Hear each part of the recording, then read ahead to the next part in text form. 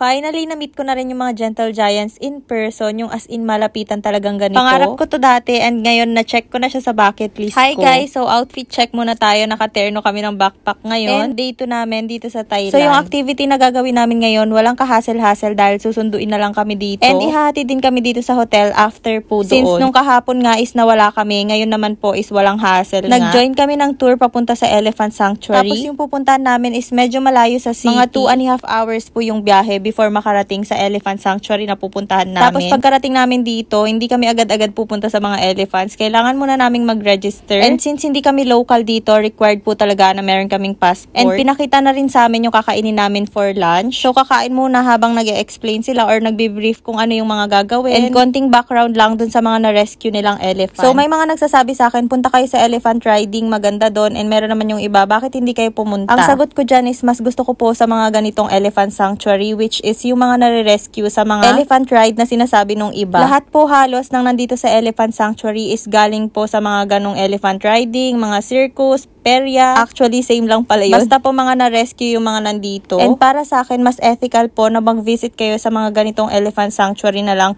kesa yung sakyan nyo pa sila, pahirapan nyo pa kasi kawawa naman po yung mga elephant sa mga safari world. O kaya kahit saan pang elephant ride kasi ilang tao po ang binubuhat nila everyday. Tapos yung mga nakakain ng mga yun is sakto lang tapos magdamag silang nagtatrabaho, diba? So pagkatapos mag-explain ng tour guide tapos kumain, eto na, pupunta na kami sa mismong mga elephants. Anyway, eto po yung pinuntahan naming sanctuary, Living Green Elephant Sanctuary ng Chonburi. Chonburi or Chonburi, ewan ko. Pero pwede kayong mag-book dito via Klook. Tapos nasa around 3,000 to 4,000 pesos po pagka magbubook kayo dito per head. Very sulit na rin kasi talagang ang layo ng biyahe tapos makikita mo talaga tong mga elephants in actual. Ang sarap sa feeling na maka-encounter ka talaga ng ganitong elephant sa malapitan. By the way, meron palang baby elephant dito. Si Charlie ang pangalan niya. Hindi po rescued yung baby elephant. Yung mommy elephant kasi nung ni-rescue nila is buntis na pala. So ayun na yun, si baby Charlie na yun. So dito, pinatry po sa amin yung elephant feeding. Medyo nakakatakot po siya kasi ang laki talaga nila sa personal. Tapos pag may nakita silang pagkain sa kamay mo, talagang diretso kuha lang sila ng kuha. As in non-stop talaga. Ang mga elephants po pala is every hour gutom talaga and kailangan pakainin kasi napakalaki po ng katawan nila. Ang